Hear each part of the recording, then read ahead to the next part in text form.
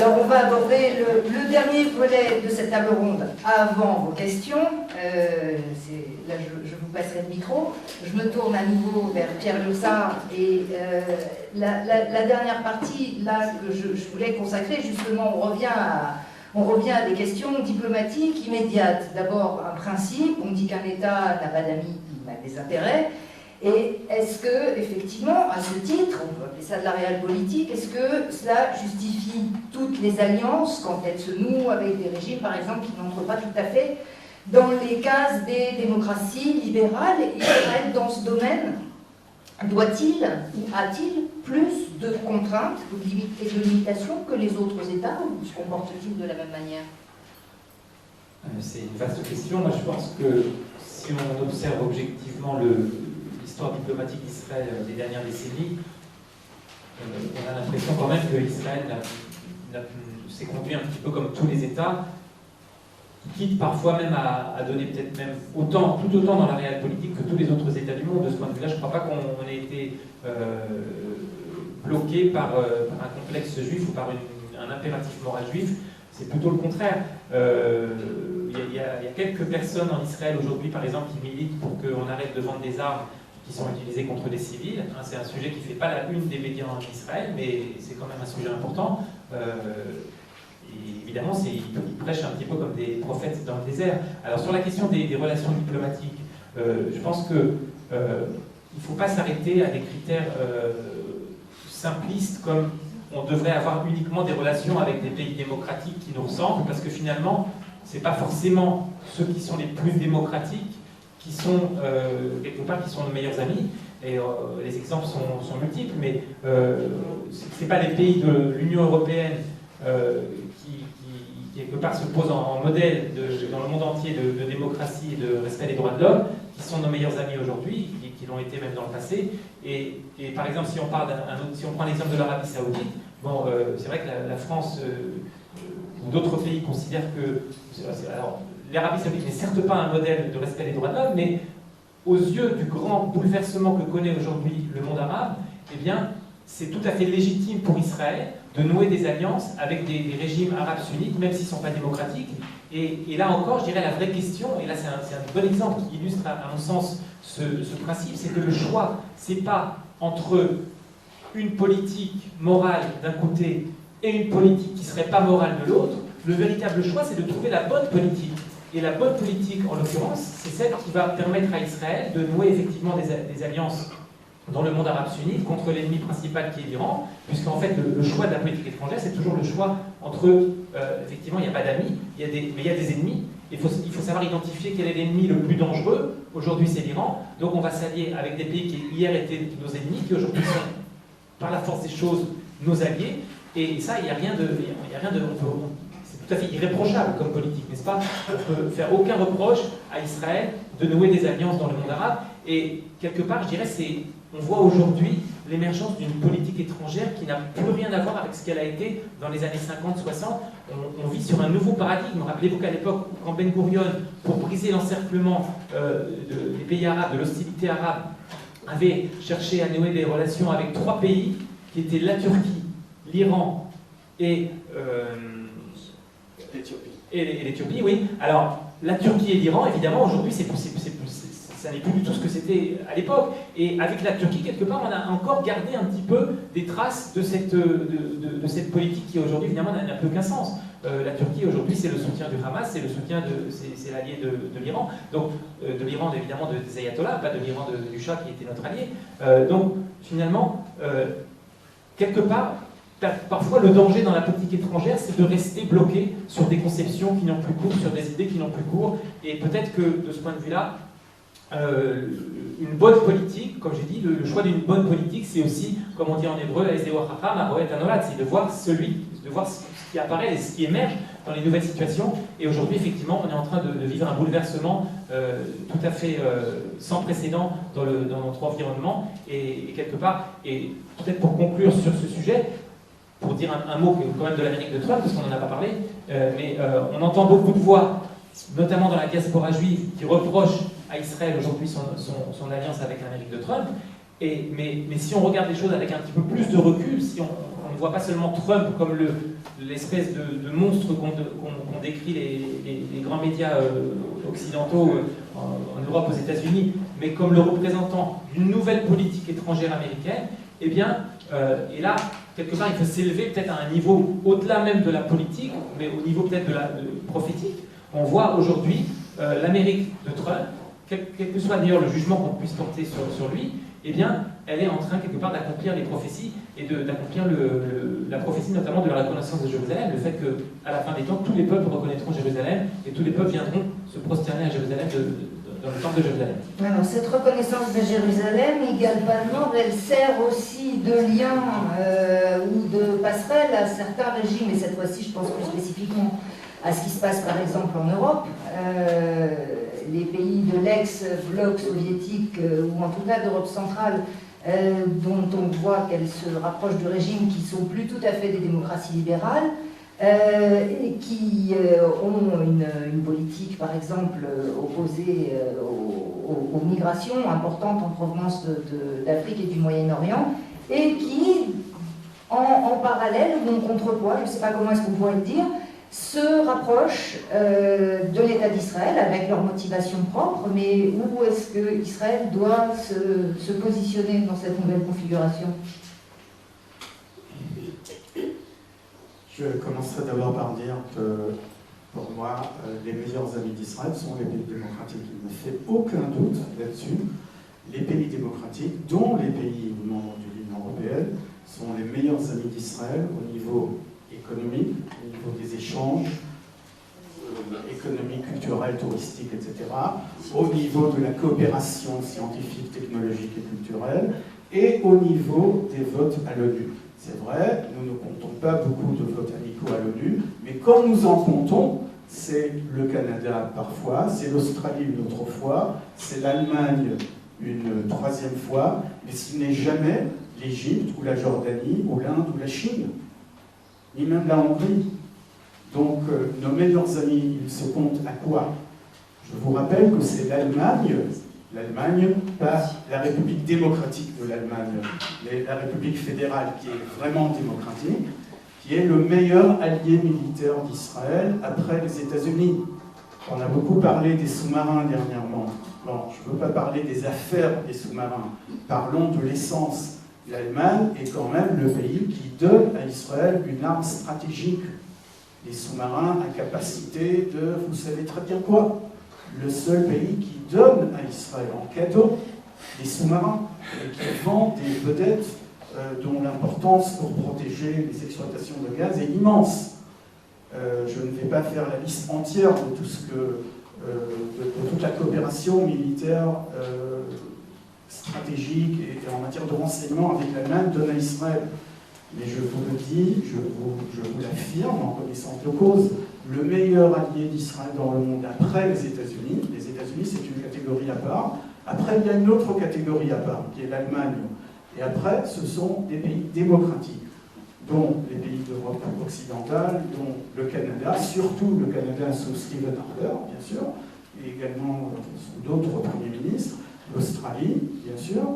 Et voilà. Alors l'Inde, je veux bien le rapprochement avec l'Inde, je ne reproche rien à l'Inde, je n'ai rien à dire, même ils gèrent leurs affaires comme ils veulent se rapprocher d'Israël, tant mieux, ils font des déclarations pro-israéliennes, tant mieux, je suis preneur tous les jours. Mais après les déclarations qui sont bonnes à prendre, qui font quand même une bonne ambiance et qui donnent une bonne impression, et dont je ne minimise pas du tout l'importance. Après, y a-t-il des échanges plus approfondis? Peu avec l'Inde, peu avec la Hongrie, rien. Avec la Pologne, vous savez ce qui s'est passé, ça a fini par exploser. Ça nous a explosé à la figure. Rien que pour saupoudrer la question polonaise d'un peu de poivre, je vous dirai ce qui s'est passé il y a une semaine. Vous savez que l'équipe d'Israël a joué en Pologne un match de qualification pour l'Euro. Nous avons perdu 4-0. Bon, rien à faire, on a joué à la loyale, on a été battu. Sauf que l'association polonaise de football qui suit le match célèbre la victoire après le 4e but par un post de Facebook que je vais vous citer.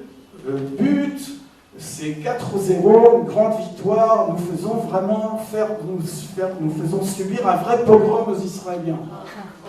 Oui, j'ai bien choisi le mot, c'est le mot original que vous avez reconnu, même si vous n'êtes pas polonophone, vous l'avez bien reconnu.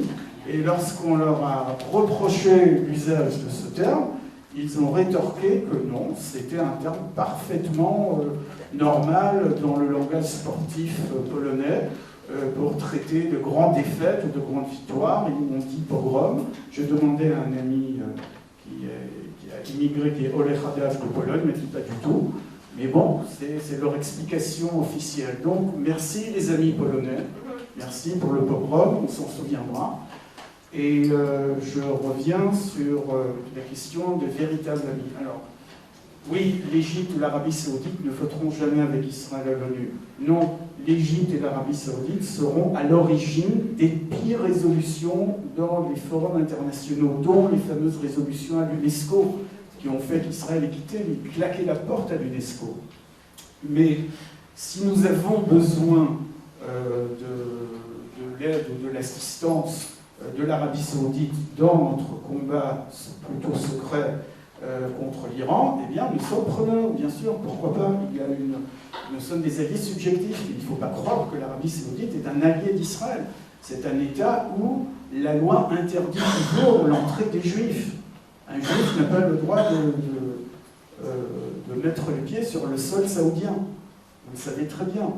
Et aucun officiel, aucun responsable saoudien ne se montrera en public avec son homologue israélien. Un ambassadeur saoudien ne se fera pas prendre en photo avec un ambassadeur israélien, ni aux États-Unis, ni en France, ni en Italie, ni nulle part ailleurs.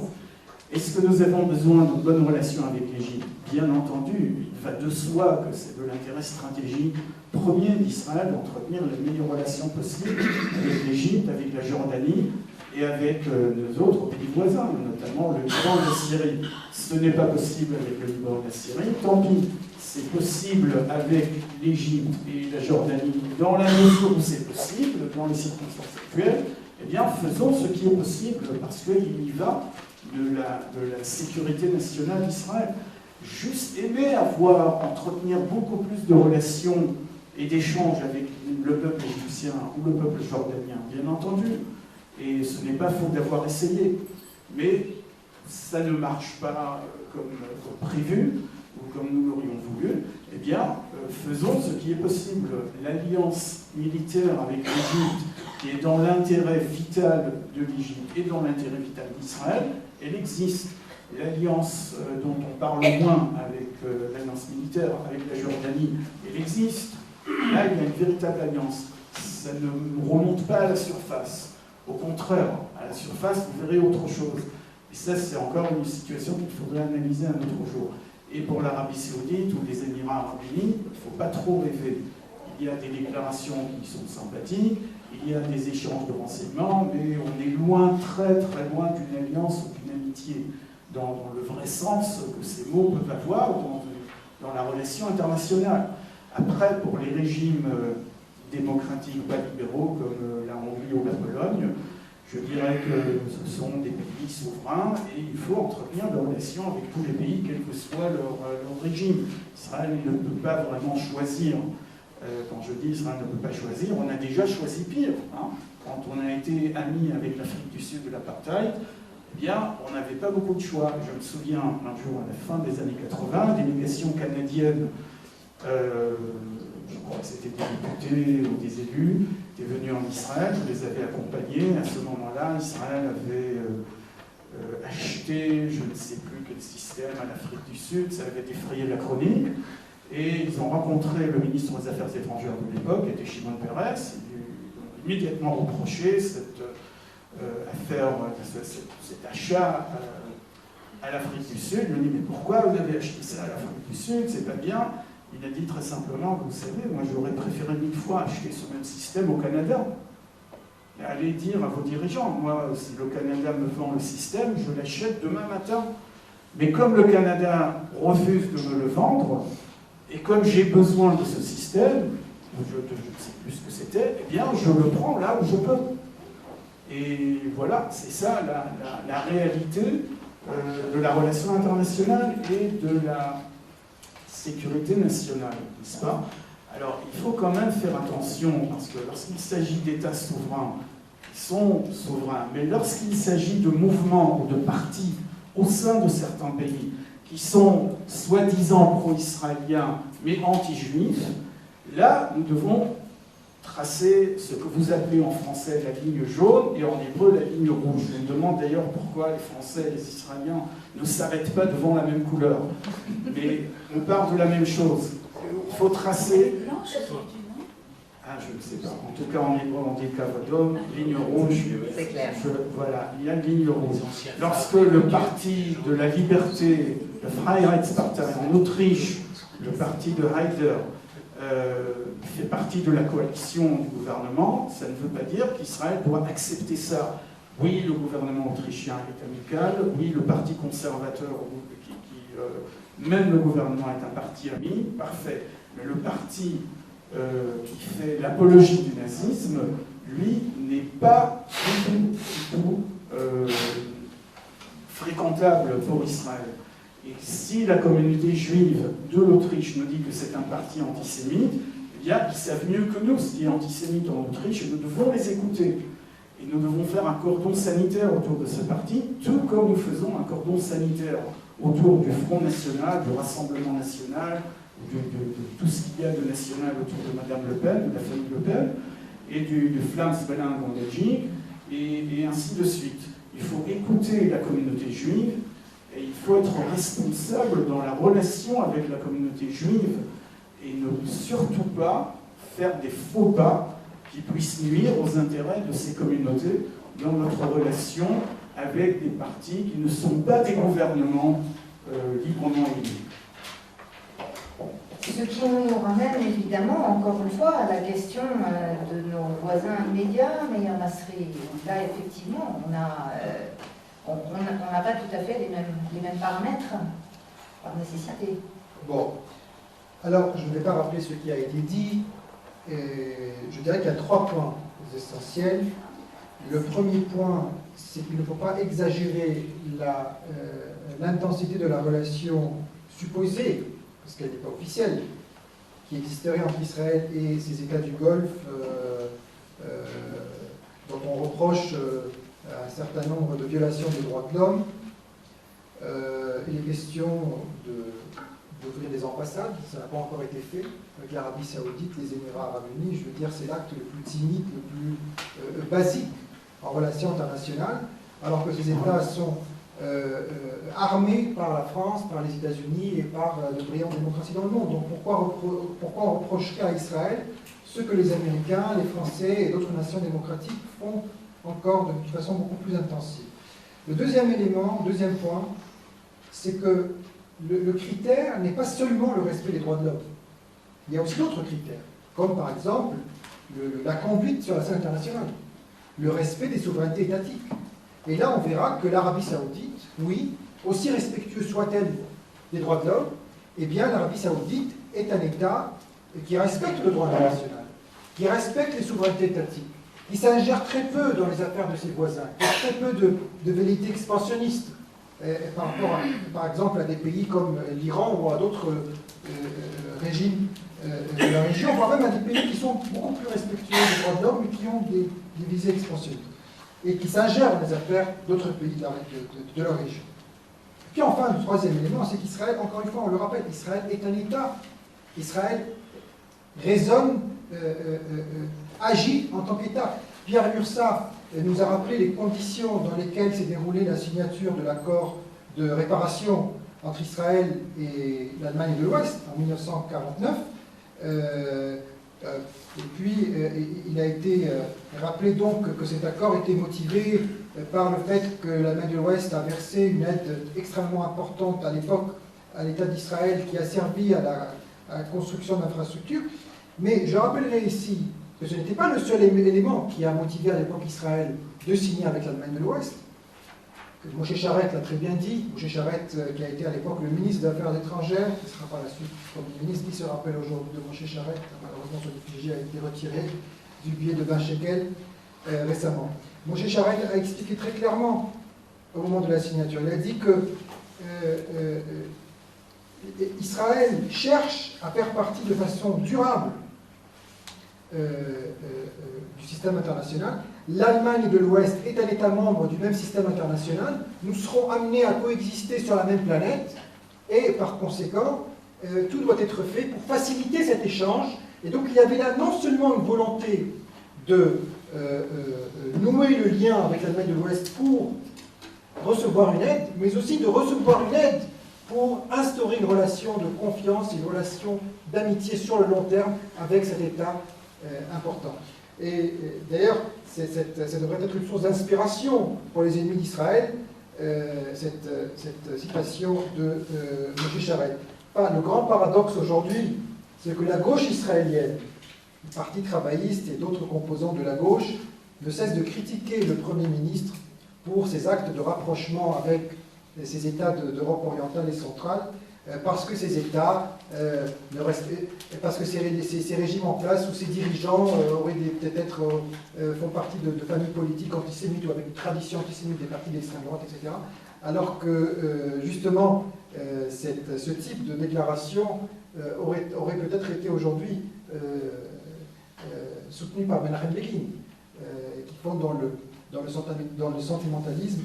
Et donc on se pose la question sur le fait que des fois, quand on est à l'opposition, on adopte une position différente de celle qui est la nôtre lorsqu'on est au pouvoir, quelle que soit la tendance politique des deux partis. La gauche aujourd'hui a le même point de vue de Menachem Begin à l'époque, alors que le gouvernement de droite applique la politique qui avait été celle de Moshe Sharel à l'époque. Israël donc agit en tant qu'État, et je pense que c'est tout à fait approprié.